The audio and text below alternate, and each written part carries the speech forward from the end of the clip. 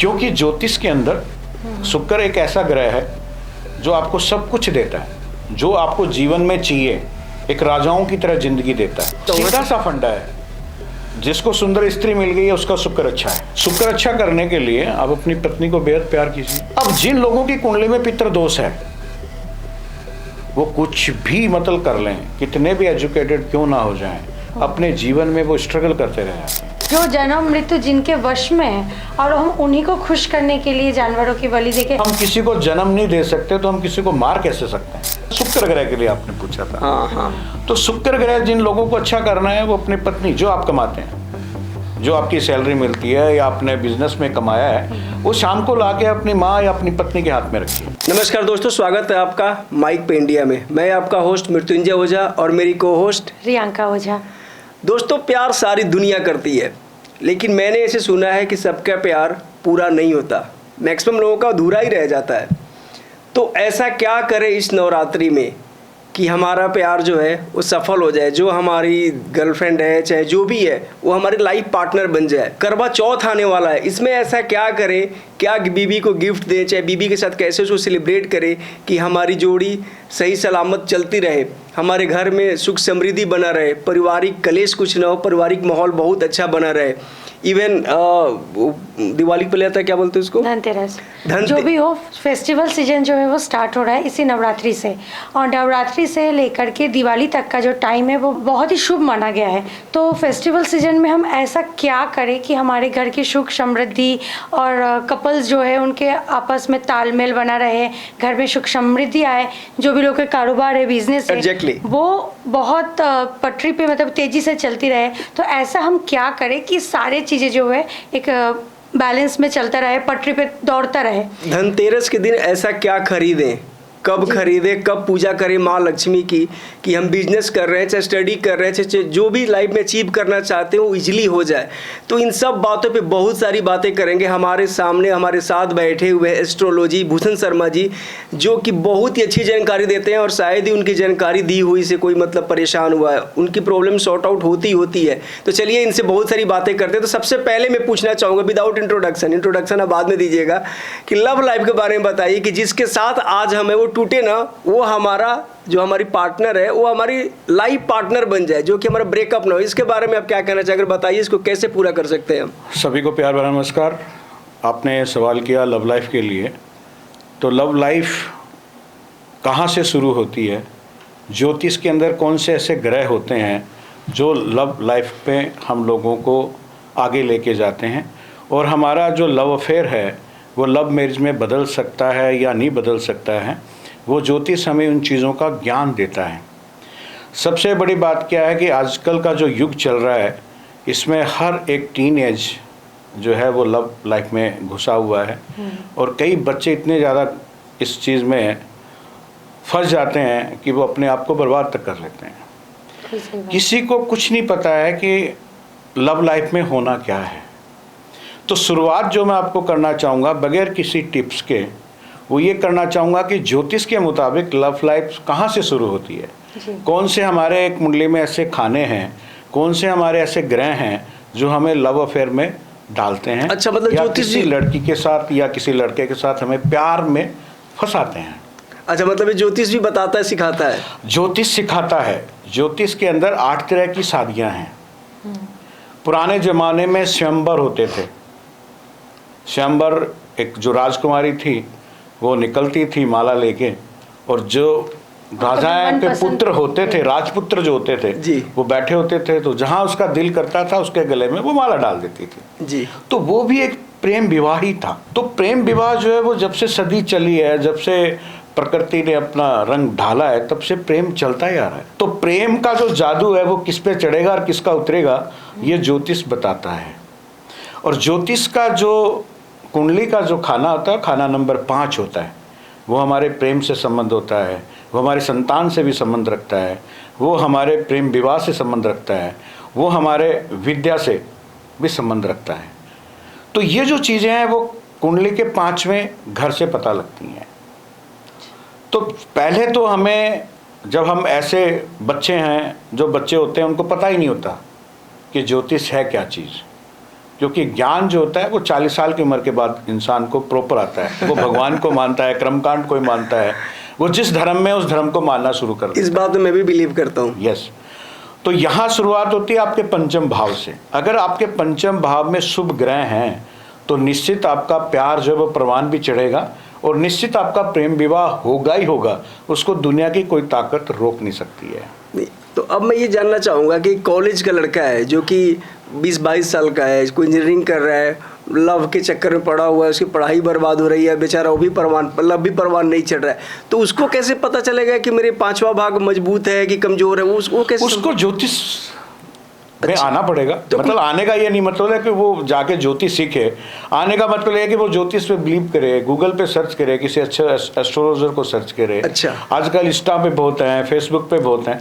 हाँ, गलत भी हैं तो बहुत अच्छे भी तो हैं। एक लाइव हमारे सेशन में बता दीजिए, छोटा सा कोई टोटका हो, चाहे पूजा हो, पाठ, कुछ भी को बेचारा करे क्या कि उसकी जो लवर है, उसकी प्रेमिका है, वो उसकी लाइफ पार्टनर बन जाए। मतलब कुछ तो होगा सॉल्यूशन जो आप लाइव बता दीजिए क्यों हमारे नहीं सामने। है? बिल्कुल हैं। बिल्कुल बताइए। प्रेम के जो देवता हैं वो भगवान कृष्ण जी हैं। कृष्ण जी।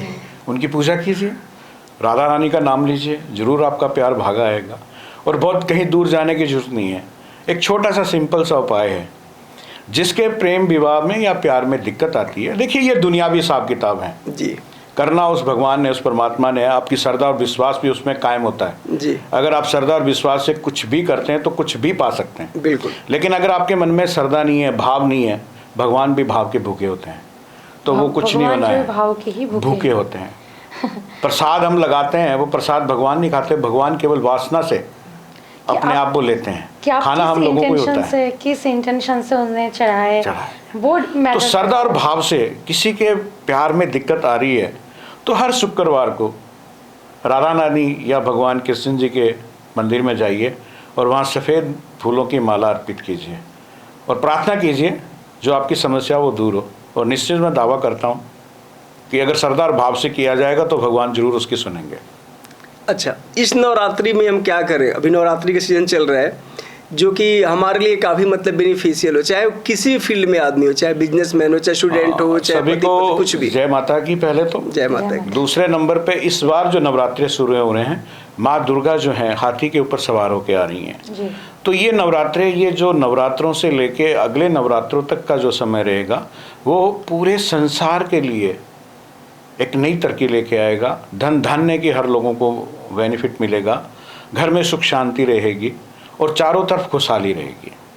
क्योंकि सर मैं यहाँ पे जानना चाहूँगी, जैसे ऐसा भी होता है ना कि किसी किसी जातकों को ज़्यादा बेनिफिट मिलता है, मतलब कि जो भी अभी जो ग्रह का चाल अभी बदलेगा नवरात्रि में, तो उसमें सभी को बेनिफिट होगा या स्पेशली कुछ जातकों को ही मिलेगा? तो देखिए, इस बार जो नवरात्रे आ रहे हैं वो वैसे ही माँ दुर्गा हाथी की सवारी पे हैं, तो वो सभी के लिए फायदेमंद है। जी। किसी ऐसा नहीं है कि किसी एक ही पर्सन या एक ही राशि या अलग अलग राशियों के लिए अलग अलग उनका प्रभाव होगा, तो ये ऐसा कुछ नहीं होने वाला है। हाँ, वो अलग अलग राशि वाले इस नवरात्रों में क्या ऐसा करें जो उनको और ज़्यादा लोगों से ज़्यादा फायदा हो। बिल्कुल, ये तो क्वेश्चन वो चीज़ करना ज़्यादा अच्छा रहेगा। नवरात्रों में बहुत अच्छे अच्छे उपाय होते हैं माँ दुर्गा के, और निश्चित वो किए जाएं तो हमारे घर में सुख शांति, घर क्लेश जो होता है वो बाहर निकलेगा, नेगेटिव पावर दूर होगी, शत्रुओं से परेशान जो आती है वो दूर होगी, और व्यापार में वृद्धि होगी, नौकरी में तरक्की मिलेगी, और सबसे ज़्यादा जो कहते हैं सुख है वो निरोगी काया। बिल्कुल। तो हेल्थ जो है वो भी अच्छी होगी। Health is wealth. वेल्थ। तो बहुत अच्छे उपाय हैं, वो जरूर बताएंगे। 2-4 उपाय जरूर बताइए ताकि। हाँ बिल्कुल। सबसे पहला जो उपाय है मैं बताऊंगा मेष राशि वालों के लिए। जी। जिनकी भी राशि मेष राशि है, इन नवरात्रों के अंदर 9 के 9 दिन, इस बार तो नवरात्र एक बढ़ा हुआ है तो 10 दिन जाएंगे। मेष राशि में कौन कौन से नाम वाले आते हैं? ए नाम से आते हैं, ए नाम से, एल नाम से आते हैं। तो अगर वो, आजकल तो वैसे सबको पता है कि मेरी राशि कौन सी है, क्योंकि ज्योतिष गूगल पे छाया मेरी हुआ सिंह है। राशि तो मैं सिर्फ अपना ही जानता हूँ। Yes.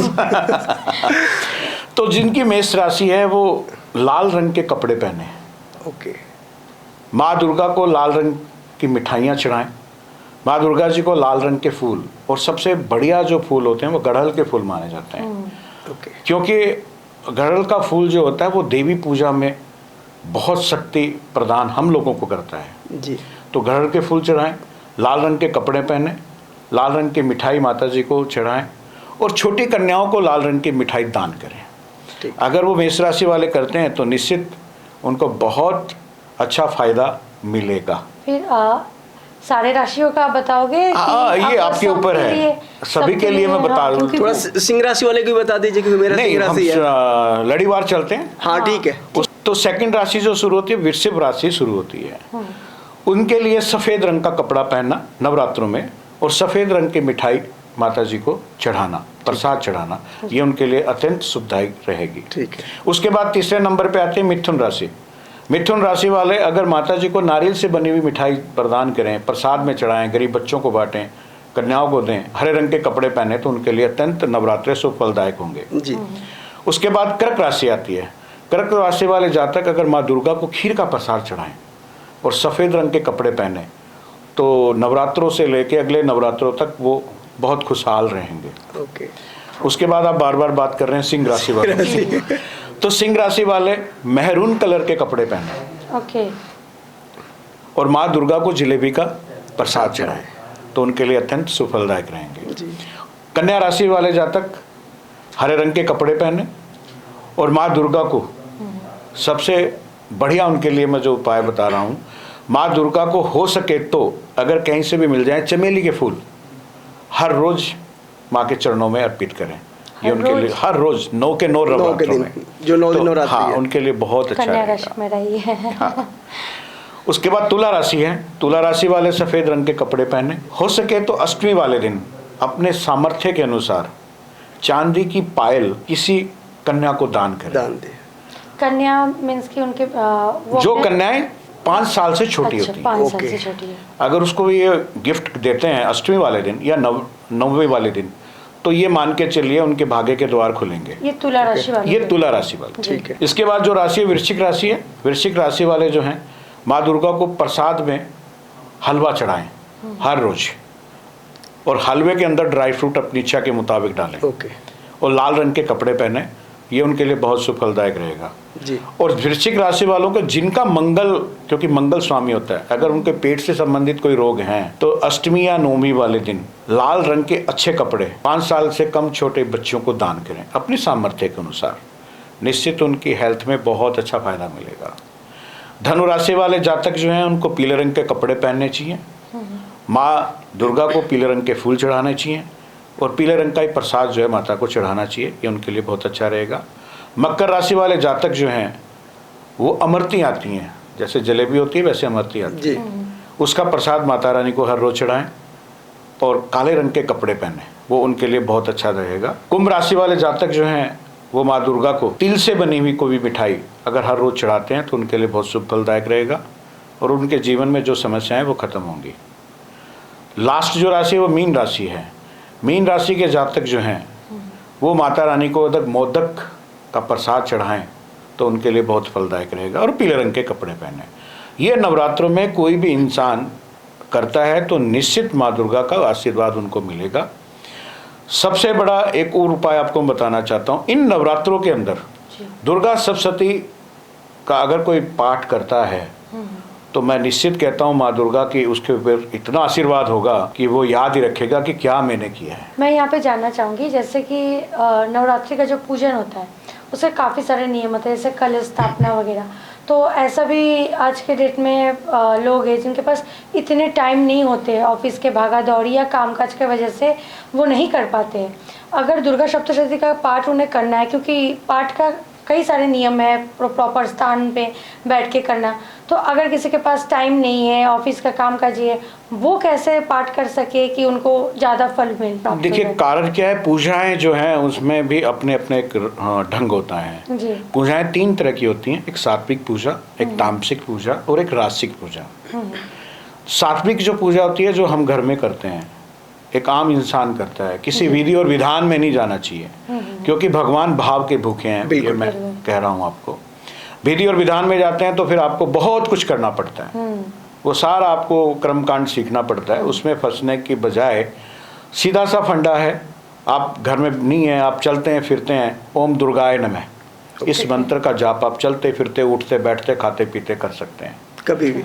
कभी भी नवरात्रों में, जी ठीक है। क्योंकि माँ दुर्गा की पूजा का कोई समय नहीं है। बिल्कुल। वो 24 के 24 घंटे हैं, वो पूरे 9 के 9 नवरात्रे हैं, वो 9 के 9 दिन हैं, जब मर्जी वो माँ को मना लो। क्योंकि माँ के बिना तो संसार अधूरा है, सब कुछ अधूरा है, कोई- जननी है वो, जननी है। उसी से सब कुछ मिलना है हम लोग। माँ खुश हो गई तो सारी जन्नत खुश हो गया। इसी के अंदर आपको मैं कहना चाह रहा हूँ, आपने एक बहुत अच्छा किया। तो मेरे मन के भाव हैं, जी। वो मेरे मन के भाव के यहाँ लोग जागरण माता का कराते हैं। मेरी सोसाइटी में खुद होता है हर साल। हाँ, तो बहुत अच्छी बात है। लेकिन कुछ ऐसे लोग हैं जिनकी माँ वृद्धाश्रम में बैठी होती है और वो घर में माँ का जागरण करवाते हैं, तो कहाँ से उनको आशीर्वाद मिलेगा? बिल्कुल नहीं मिलेगा। जिसने इस दुनिया में लेके आई वो अगर वृद्धाश्रम में बैठी हैं, तो माँ दुर्गा का भी उसको आशीर्वाद बिल्कुल भी नहीं मिलने वाला। सर वो एक दिखावा है। तो मैं उन लोगों से भी प्रार्थना करना चाहूँगा कि ये इस दिखावा ना नवरात्रों करें। में अपनी माँ, जिनकी माँ वृद्धाश्रम में छोड़ी गई है, वो प्लीज इन नवरात्रों में घर वापस लेके आए और दिखावा ना सबसे करें। पहले उसकी पूजा करें। बिल्कुल बिल्कुल, बहुत बढ़िया। ये तो बात मेरे को दिल को छू गई। सर एक बात और कहना चाहूँगा, माँ के बारे में जो आपने बात बोली, तो एक ने जैसे कि चाहे जहाँ भी हो लोग नवरात्रों में बलि देते हैं, वो भी तो एक तरह से मेरे अनुसार पाप है, लेकिन आप इस चीज़ को कैसे देखते हैं? बकरी देखिए, का- बलि प्रथा बहुत पुरानी प्रथा थी, वो चली आ रही है ना। लेकिन आजकल बलियां लगाने की जरूरत नहीं है। आजकल क्योंकि कलयुग के जो रूल हैं वो अलग रूल हैं। कलयुग में लिखा गया है कि काले उड़द की बलि लगती है, अच्छा, पेठा होता है उसकी बलि लगती है, जी जी। नारियल जो होता है पानी वाला उसकी बलि उसकी बलि लगती है। लगती है। किसी की हत्या करने के बाद अगर हम किसी चीज का सुख पाना चाहेंगे, क्या बात तो है। वो कदापि भी नहीं मिलेगा। क्या बात है, बहुत बढ़िया। जब हम किसी को जन्म नहीं दे सकते तो हम किसी को मार कैसे सकते हैं? जन्म मृत्यु सब तो ऊपर वाले ऊपर वाले के हाथ में। तो हम कौन होते हैं? और- और उन्हीं को खुश, जो जन्म मृत्यु जिनके वश में है, और हम उन्हीं को खुश करने के लिए जानवरों की बलि देके, ये तो मेरे हिसाब से तो बिल्कुल कॉन्सेप्ट ही नहीं, गलत। वो अब नहीं है। जी। सर ऐसा नहीं अच्छा, है। एक चीज़ और मैं जानना चाहूँगा, ये क्या चाहे प्रथा ये पहले था चाहे अब है, ये क्या किसी सनातन धर्म में चाहे किसी धर्म में से लिखा भी गया है कि लोगों का बनाया हुआ ये प्रथा है ये? नहीं नहीं नहीं नहीं, लिखा गया है। पुराने शास्त्र आप उठा के देखेंगे, अच्छा, राम अच्छा। संहिता है, उसमें भी लिखा हुआ है। अच्छा और बहुत ग्रंथ हैं ऐसे अच्छा जिसमें बलि प्रथा लिखी गई थी। अच्छा। लेकिन हम उन चीज का विरोध करते हैं। हम कहते हैं आज जैसा जो समय चल रहा है उसके मुताबिक चलिए। बिल्कुल। आज का युग बदल गया है, समय बदल गया है, तो उसी के अनुसार वो बलियां भी बदल गई हैं। काले उड़द आ गए हैं, जी। पेठा आ गया है, नारियल है, हर जगह मिलता है। बिल्कुल। और बलि देने से कोई जरूरी नहीं है भगवान खुश होंगे। भगवान भाव के भूखे हैं, उनको आपकी श्रद्धा चाहिए। अगर आपके मन में ये है कि ये भगवान हैं तो वो हैं। वो पुराना एक गाना ना, मानो तो गंगा मांग न मानो तो वरना बहता पानी। बिल्कुल। तो ये आपके मन के भाव से ही चीज़ें मिलेंगी आपको, बाकी ये बलि देने से कुछ नहीं मिलने वाला। सर अब दीपावली भी आने वाला है, हाँ, उसमें दीपावली के पहले करवा चौथ आता करवा है, चौथ है। जो कि हम लेडीज का महिलाओं favorite, का हाँ, बहुत अच्छा favorite। त्योहार होता है, हाँ। जहाँ इनकी मनमानी चलती है। जहाँ हमारी मनमानी चलती है और इनके जेब खाली होते हैं। तो मैं जानना चाहूंगी करवा चौथ के बारे में, आप कुछ बताइए कि क्या करे कि पति का किस्मत चमक जाए, बीबी मतलब वाइफ जो है वो क्या करे? हाँ, घर में कैसे मतलब करे? सुख शांति बना रहे, सुख क्या समृद्धि गिफ्ट दे आए? जो आपके पति अकॉर्डिंग, को क्या गिफ्ट देना चाहिए? ज्योतिष के अकॉर्डिंग आप बता रहे थे देना लेने के बारे में, तो क्या पत्नियों को ऐसा गिफ्ट दिया जाए कि वो हमेशा खुश रहे, घर में सुख शांति बना रहे, पति के अगेंस्ट न जाए? आजकल बड़ा वो भी चल रहा है ना, बिल्कुल, बिल्कुल, पतियों को बिल्कुल, सूटकेस में डाल दिया जा रहा है। देखा भी होगा वो आपने। कलयुग का प्रभाव है। वही कह रहा हूँ। लेकिन जो सामर्थ्यवान पति हैं उनको तो गोल्ड का कोई गिफ्ट देना चाहिए अपनी बीवी को। आप ही नोट अच्छा, कर मतलब ये हमेशा करवा चौथ में कि इस करवा चौथ नहीं, में? वो हमेशा दें, अच्छा, हमेशा दे। क्योंकि घर की लक्ष्मी तो पत्नी है। जी। तो अगर पत्नी को सोना दान करेंगे या सोना गिफ्ट करेंगे तो और सोना मिलेगा, और आपको और सोना सुख संपत्ति मिलेगी, क्योंकि गुरु का उपाय है ये। उसके बाद अगर हाँ। आप दान गिफ्ट करना चाहें जी। तो डायमंड दान कीजिए, डायमंड की रिंग दान कीजिए, गिफ्ट कीजिए। इस बार करवा चौथ के लिए क्या स्पेशल है? इस क्योंकि- बार मैं तो यही कहना चाहूँगा, गोल्ड का कोई भी मतलब ज्वेलरी किसी भी तरह की, वो जरूरी नहीं है कि बहुत महंगी हो, अपने जेब जितनी आपकी इजाज़त देती है। और वैसे पत्नी से महंगी कोई चीज़ नहीं है, क्या बात है। स्त्री से बढ़कर कोई चीज़ महंगी नहीं है।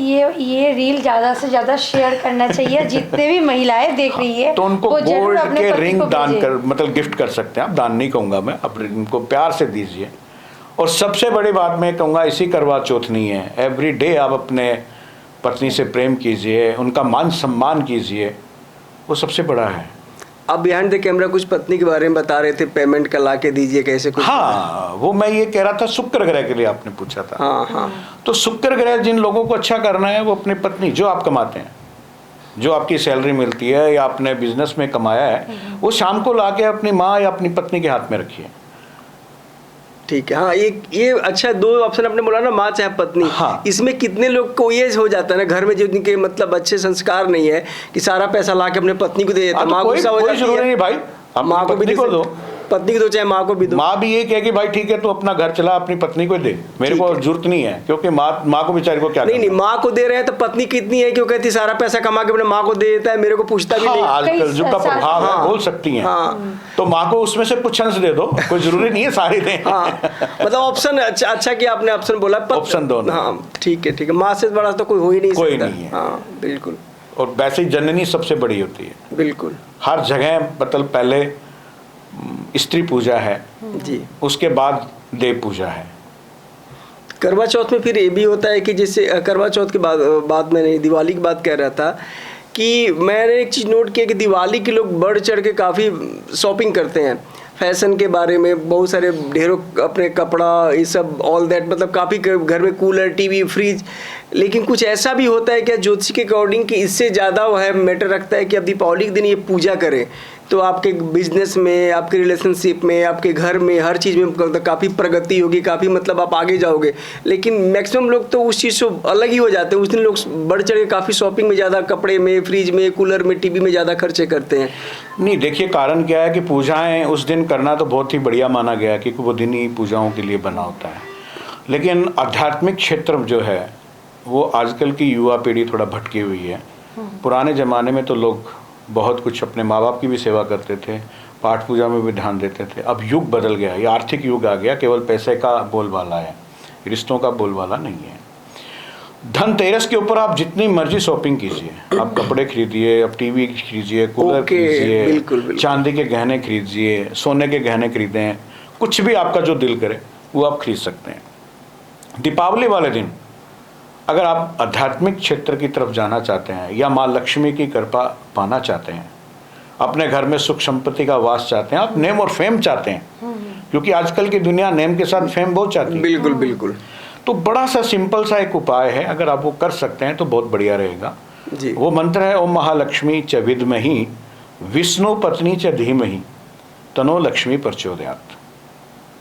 अगर ये किसी ने नोट किया तो बहुत अच्छी बात है। नहीं तो श्री सुतकम का पाठ कीजिए, वो भाषा टीका में आता है। एक बार वो मंत्र दोबारा बोल दीजिए ताकि। ओम महालक्ष्मी च विद्महि विष्णु पत्नी च धीमहि तनो लक्ष्मी प्रचोदयात्। ये ऐसा सिद्ध मंत्र है कि ये अगर आप हर रोज भी करें दीपावली के बाद भी, तो निश्चित आपके घर के अंदर दरिद्रता का वास नहीं होगा, आपके घर के अंदर बीमारी का वास नहीं होगा, आपके घर के अंदर केवल सुख संपदा का ही वास होगा।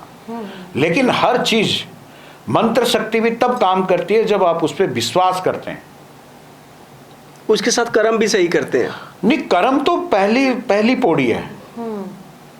हम लोग कुछ भी जो भोग रहे हैं, ज्योतिष में क्या है, ज्योतिष में जो कुंडलियां बनती हैं वो क्या है किसी को नहीं पता है। ये आप जो पीछे बोझ के आए, बीज डाल के आए धरती में ना, वो आपको मिलेगा। वैसे ही आपके ग्रह बैठ जाएंगे, वैसे ही उन ग्रहों का आपको फल मिलेगा। ज्योतिष किसी का भाग्य नहीं बदल सकता है, लेकिन भाग्य को चलाने के लिए आपको सपोर्ट कर सकता है। ओके। जैसे एक दीवार गिर रही है या एक पेड़ गिर रहा है, उसके पास में हम एक सपोर्ट लगा देते हैं कि ये गिर ना जाए, थपेड़े झेल ले। तो ज्योतिष आपको थपेड़े झेलने की सहन शक्ति पैदा कर देगी, आप में विल पावर पैदा कर देगी। लेकिन आपकी कुछ भी जो आप उपाय करते हैं, आप पूजा करते हैं, पाठ करते हैं, वो आपके कर्मों को जरूर बदल सकते हैं। ऐसे बहुत सारे लोग हैं जो जिनके लाइफ में काफ़ी समय से प्रॉब्लम चला आ रहा है, तो वो सोचते हैं कि हम किसी ज्योतिष के पास चले जाते हैं, फिर वो उपाय बताते हैं, और उसमें वो लोग इतने अंधविश्वासी हो जाते हैं, काफ़ी सारे पैसे खर्च करते हैं, लेकिन फल कुछ मिलता नहीं है। तो इस विषय में क्या कहना चाहेंगे कि ये क्या है, मतलब कि उनके ही कर्मों का लेखा जोखा है, मतलब या क्या वो समझते हैं कि ज्योतिष के पास चले गए तो हमारा किस्मत ही पलट जाएगा, सारे समस्याएं दूर हो जाएंगी? या समस्याएं दूर ऐसे नहीं होती हैं।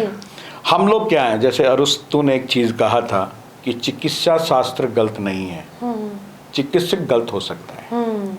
वैसे ही मैं कहना चाहता हूँ ज्योतिष गलत नहीं है, ज्योतिषी गलत हो सकता है। ओके। ज्योतिष बिल्कुल गलत नहीं है। ज्योतिष तो आपको पैर पैर पे बताएगा कि आपके साथ क्या होने वाला है, लेकिन ज्योतिष पे विश्वास जरूरी है, क्योंकि बगैर विश्वास तो ज्योतिष भी फल नहीं देता है। अब कोई हमारे पास किसी परेशानी को लेके आया है, तो हम उस परेशानी को काटने के जो रास्ते बताए जाते हैं वो होते बहुत अच्छे हैं, लेकिन उसके पिछले जन्म के कर्म क्या थे, कितने का खड्डा गहरा था, ठीक है ना। हमने अपनी तरफ से अच्छी उसको सलाह दी है, गाइड कर दीजिए। लेकिन उसके कर्म पिछले जन्म के इतने अगर खराब हों कि वो उपाय सक्सेसफुल नहीं होते हैं। अब गड्ढा एक बीच में एक टोकरी मिट्टी डालने से भर जाएगा, लेकिन एक गड्ढा कितना भी डालो तो भरेगा ही नहीं। भरेगा ही नहीं। तो ये तब मतलब ज्योतिष के उपाय काम नहीं करते हैं कि जिस जातक की जो समस्या थी उसकी समस्या का हमने समाधान तो अच्छा बताया, लेकिन उसके पिछले जन्म के कर्म इतने खराब हैं कि वो उपाय उसके कारगर नहीं हुए। सर एक बात और मैं थोड़ा पूछना चाहूँगा आपसे। मैंने बहुत सारे लोगों को देखा है, इवन देख भी रहा हूँ कि उनके काम काज मतलब कि काफ़ी लेबर कर रहे हैं, फिजिकली मेंटली हर जगह हर तरीके से, काफ़ी पढ़े लिखे भी है, बिजनेस भी अच्छा चल रहा है, लेकिन प्रगति उनकी नहीं होती है। पैसा आता है, क्या पता पैसा कहाँ जाता है, पैसा टिकता ही नहीं है, पैसे से कुछ मतलब उनका दिख ही नहीं रहा होता है कि कुछ अच्छा हो रहा है। तो इसके बारे में क्या, क्यों ऐसा होता है?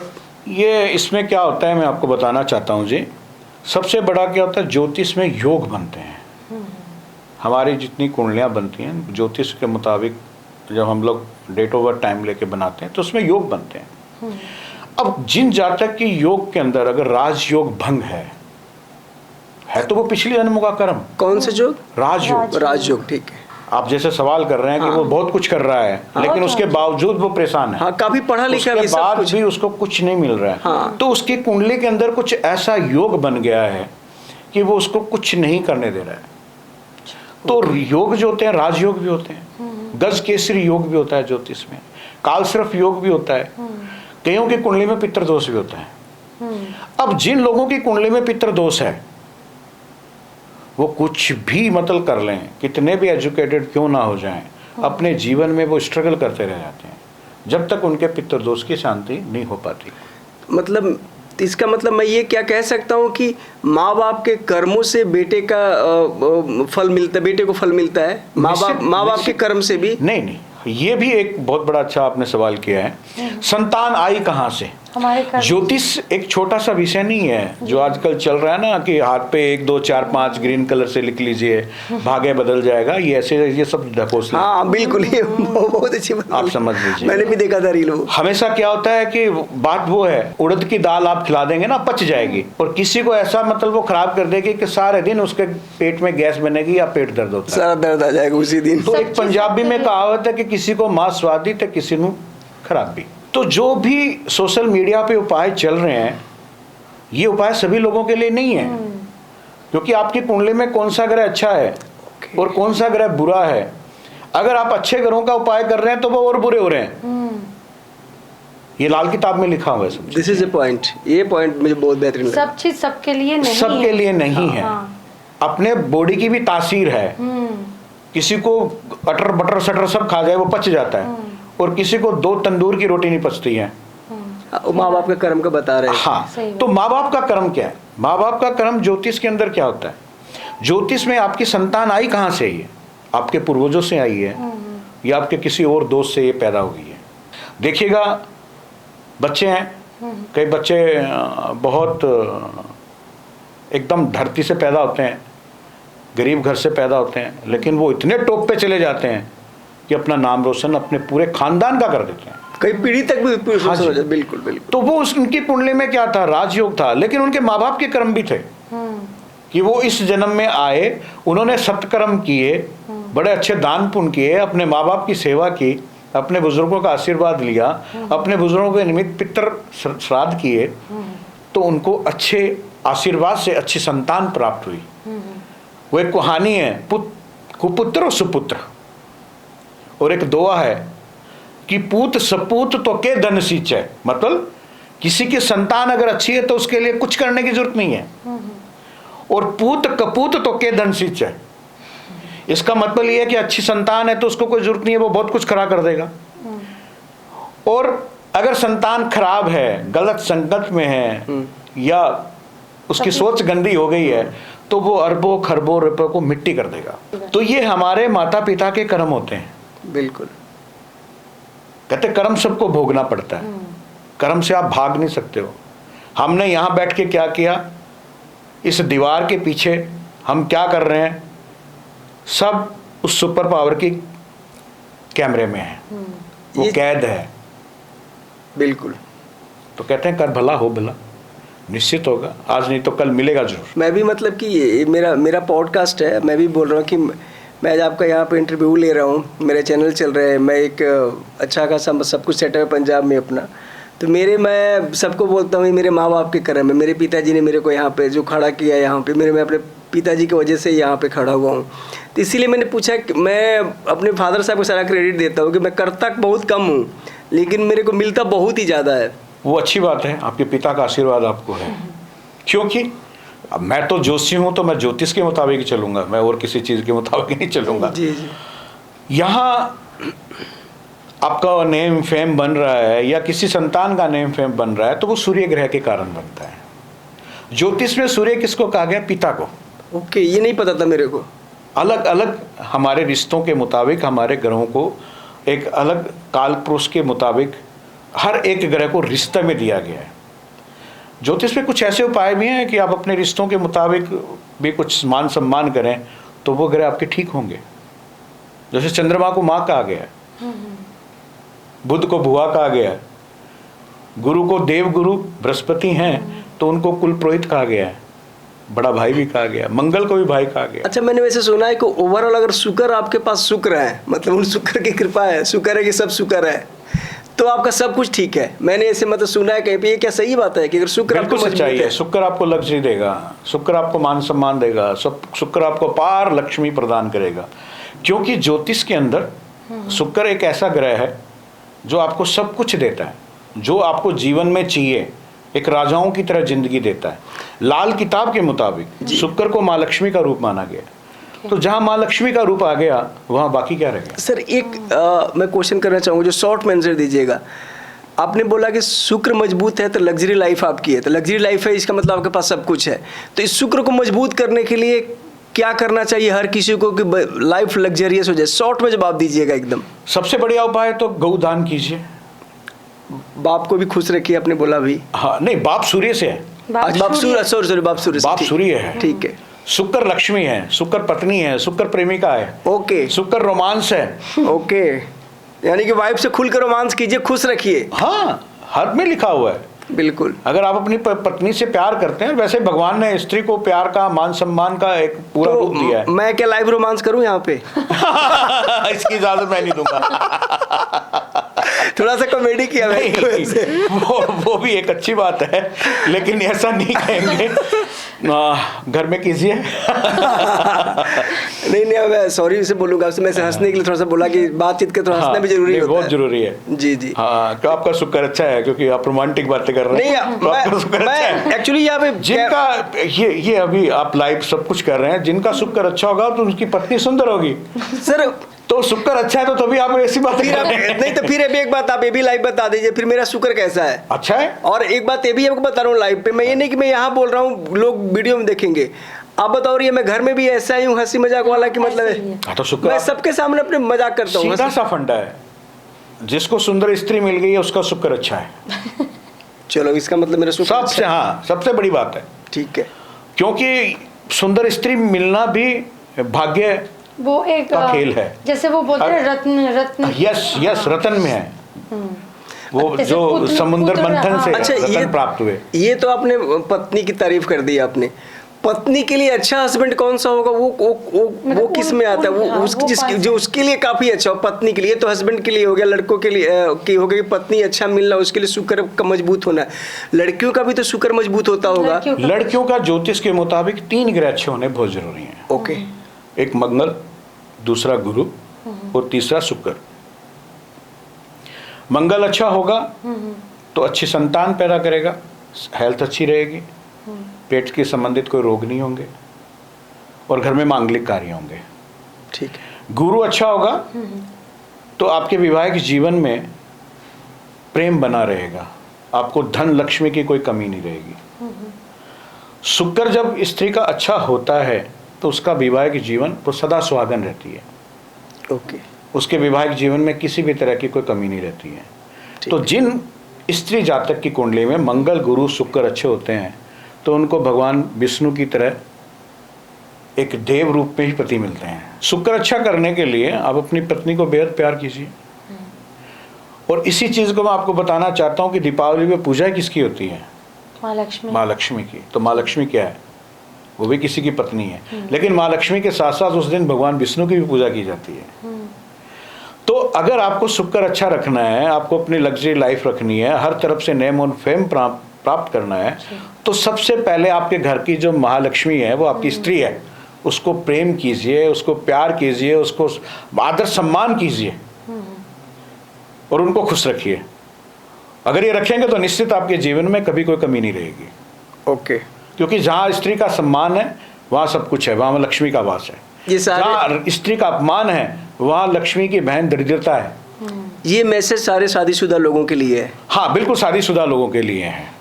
लेकिन इसमें एक चीज और भी है कि इस के अंदर किसी तीसरे को भी ना घुसने दें। हाँ, मतलब इसके आपके एक तरह से देखिएगा ये भी लव लाइफ है। स्त्री जो है वो भी आपसे कुछ चाहती है। हाँ। अगर उसको मान सम्मान मिलता है तो वो आशीर्वाद ही देगी। ठीक है। राजा महाराजा क्या कोई भी आप देखिएगा कहीं भी मतलब युद्ध लड़ने के लिए जाते हैं या कि अच्छे बिजनेस करने जाते हैं तो अपनी माँ से या अपनी पत्नी से तिलक निकलवा के जाते हैं। बिल्कुल। तो उसका क्या मतलब हुआ? वो आशीर्वाद ही तो है ना। तो स्त्री खुश होगी, पत्नी खुश होगी तो आपको आशीर्वाद देगी। जब आपको आशीर्वाद देगी तो माँ लक्ष्मी का आशीर्वाद आपको प्राप्त होगा जो आपके जीवन को भरपूर खुशियों से भर देगा।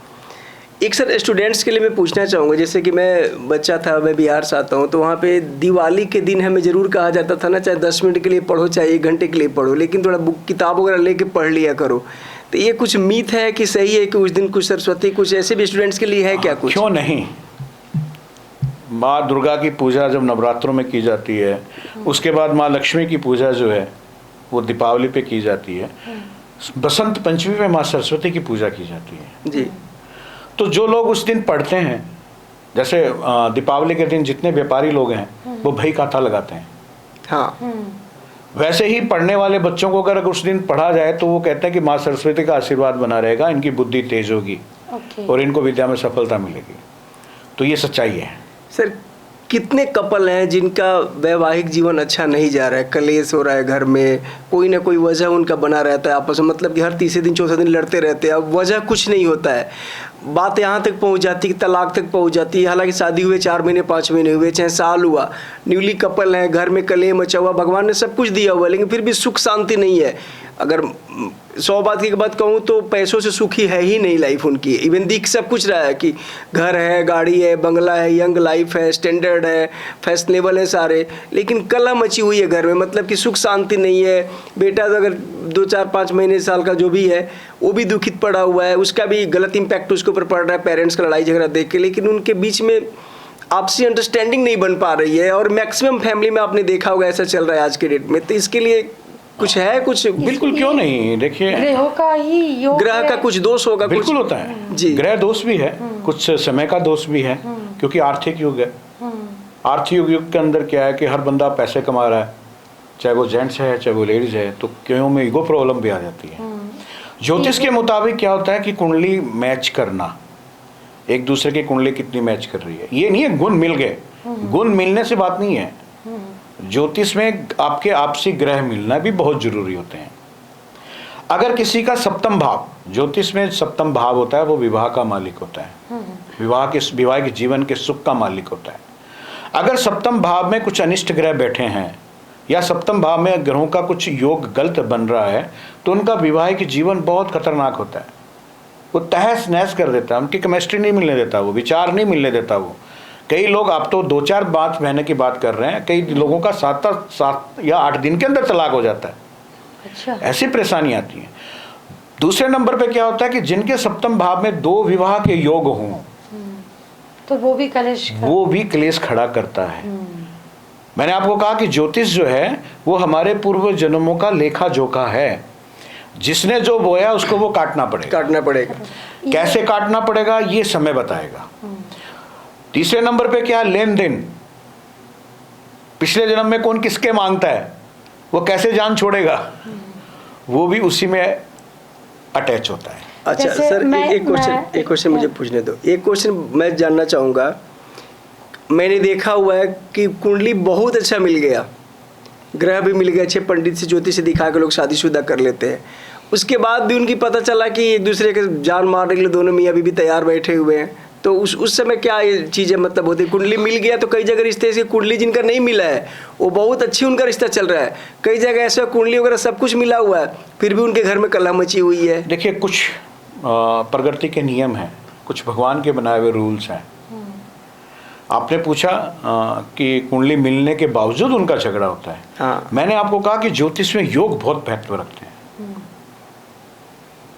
तो योग उनकी कुंडली में निश्चित सप्तम भाव पीड़ित होता है, मतलब वो खराब होता है। ठीक है। कुंडली का मिलान, मैं 45 साल से ये काम कर रहा हूँ। कुंडली के मिलान में लोग झटपटाते हैं जहाँ गुण मिलते हैं, लेकिन हम लोग कहते हैं कि नहीं भाई, इसकी कुंडली ज्योतिष के मुताबिक इसकी कुंडली में 2 विवाह के योग हैं। तो वो कहते हैं पंडित जी छोड़ो, कुंडली मिल रही है ना, ठीक है बस। तो उसमें ज्योतिष या ब्राह्मण क्या करेगा? उसमें गलती हमारी नहीं है। अभी मैं वही कह, क्योंकि ये आर्थिक युग, आपकी बात काटूंगा बीच में, आर्थिक युग है। अब क्या है कि 25 से लेके 35 साल के बच्चे हो जाते हैं, वो अपने कैरियर को बनाने में लगे रहते हैं। जब तक वो कैरियर बनता है तब तक उम्र बहुत बड़ी हो चुकी होती है। बिल्कुल बिल्कुल। तो रिश्ते भी फिर गिने चुने मिलते हैं। जब गिने चुने रिश्ते मिलते हैं तो माँ बाप की भी एक समस्या खड़ी हो जाती है कि कुंडली वुंडली के चक्कर में क्या पढ़ना, शादी कर दो चाहे किसी भी। और एक बहुत बड़ा सिस्टम चलता है जो हम लोगों के पास आता है, क्योंकि हम लोग रात दिन देखते हैं। ऐसे लोग भी आते हैं कि जब रियल डेट ओवर टाइम से कुंडलियाँ नहीं मिल रही हैं तो वो कहते हैं पंडित जी यार जो भी दक्षिणा लेनी है लीजिए और ये डेट टाइम इधर उधर कर दीजिए। और बाद में जब इसी में प्रॉब्लम आती है तो दोष वही पंडित जी को ही देते हैं। तो हम लोग तो क्या होता है कि नहीं, ऐसा कुछ नहीं करते हैं, क्योंकि खानदानी जो ब्राह्मण है वो अपना खानदान का ही रूल निभाते हैं। लेकिन आज ज्योतिष अदर समाज में भी चला गया है और भी नए बच्चे पैदा हो गए हैं। हो सकता है किसी की मजबूरी में वो ऐसा कर्म कर भी दे, तो लास्ट में फिर वो ज्योतिष बदनाम हो जाता है। लेकिन मैंने आपको बहुत देर पहले भी कहा था कि ज्योतिष गलत नहीं है, पैर पैर पे आपको बताता है। ज्योतिष का जानकार होना चाहिए।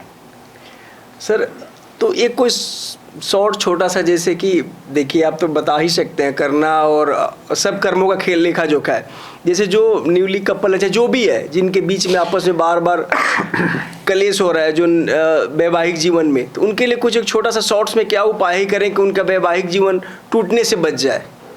आप तो नवरात्रे आ रहे हैं, माँ दुर्गा की पूजा कीजिए। ठीक है।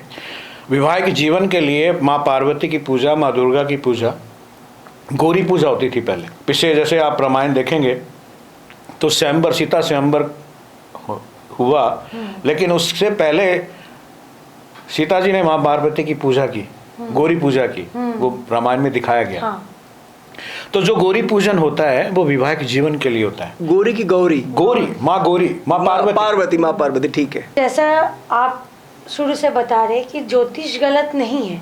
ज्योतिष मतलब कि जो इंसान के जो भी चल रहा होता है लाइफ में वो सब उनके ही कर्मों का लेखा जोखा है। लेकिन कई बार लोगों के साथ इतने गलत हो जाता है, इतना गलत हो जाता है, फिर वो ज्योतिष के पास जाते हैं, उपाय करते हैं, कई तरह के उपाय करते हैं, हवन करते हैं, पूजा करते हैं, और इसके बावजूद भी उनके जो काम जो है वो ठीक नहीं होते हैं।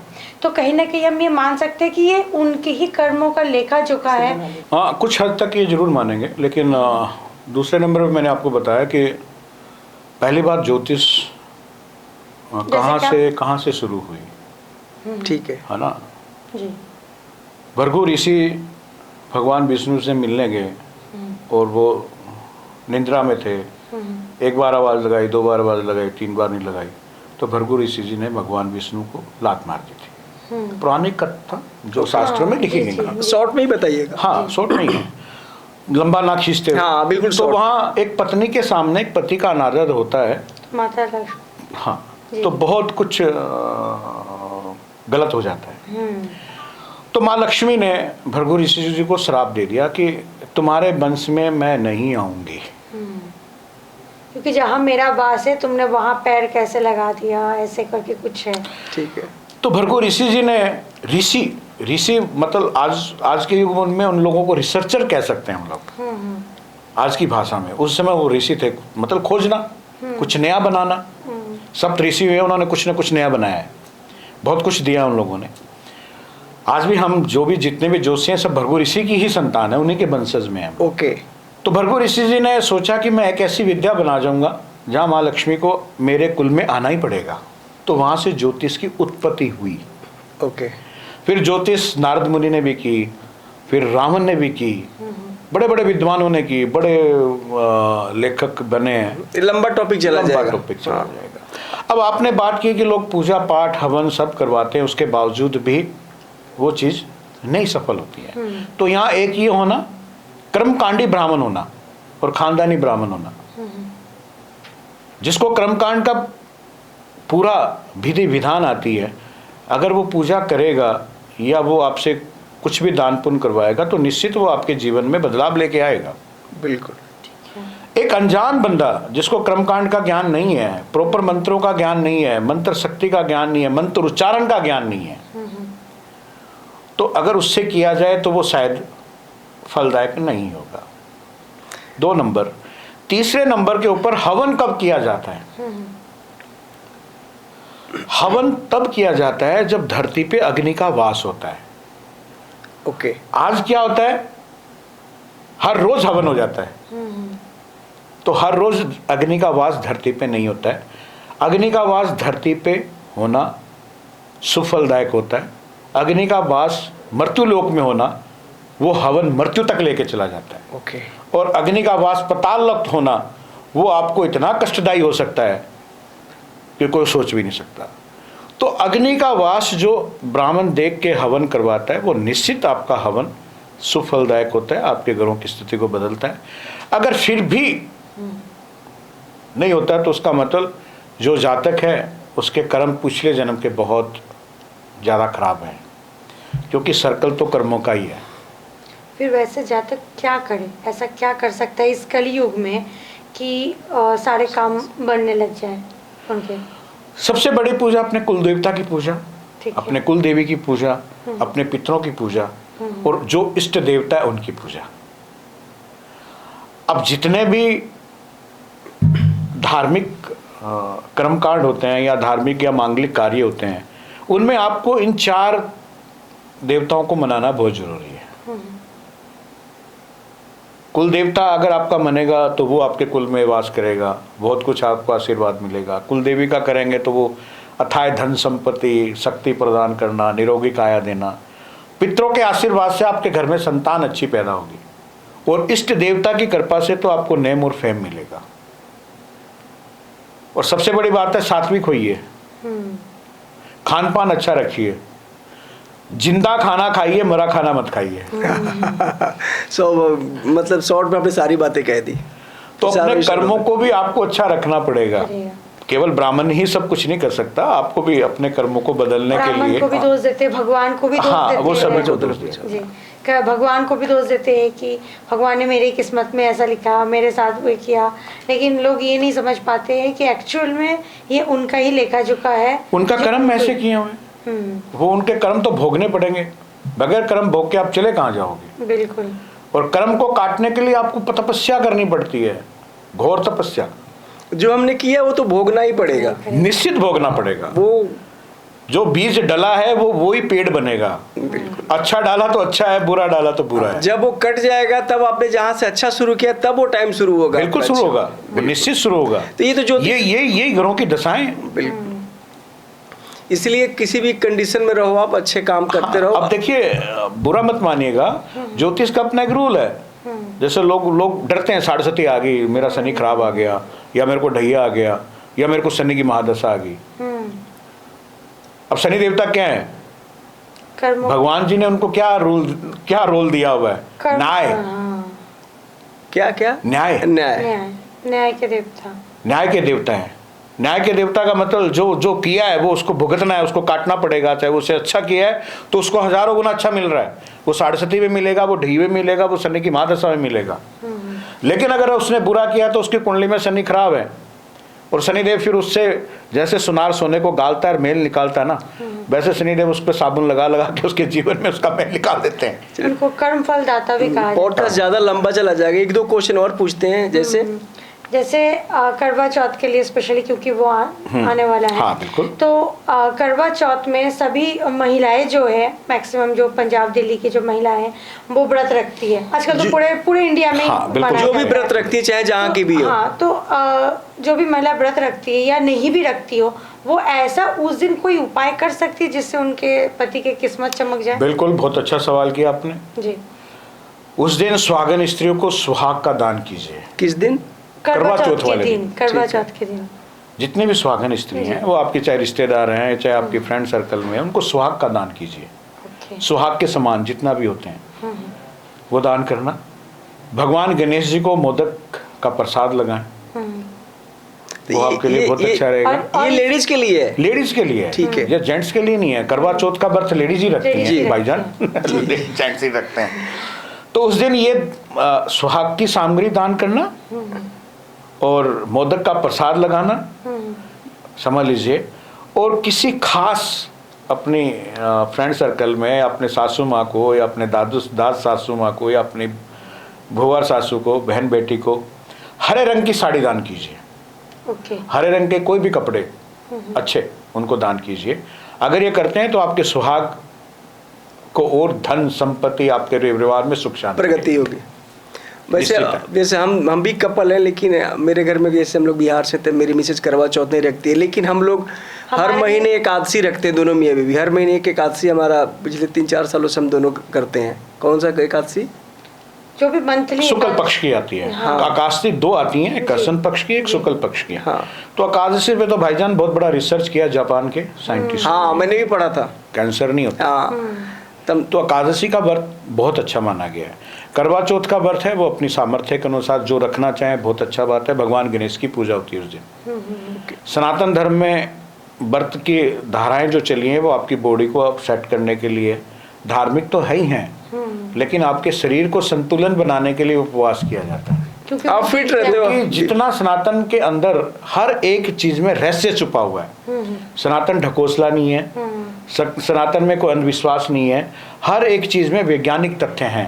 वो आपकी नजर है, आप उसको किस चीज के द्वारा देखते हैं। आपकी आंखें हैं कि आप अच्छे की तरफ देखते हैं कि आप बुरे की तरफ। गुरुजी, जाते जाते एक चीज और बताइए कि इस दिवाली चाहे इस धनतेरस, व्यापारियों के लिए कुछ ऐसा कुछ बताइए कि वो करें कि जिनका व्यापार बहुत अच्छा चल सके। व्यापारियों को मतलब चौगुना 55 जो भी प्रोग्रेस हो, काफी अच्छा हो, दिन रात चौगुना बढ़े। तो कुछ व्यापारियों के लिए कुछ बताइए आप।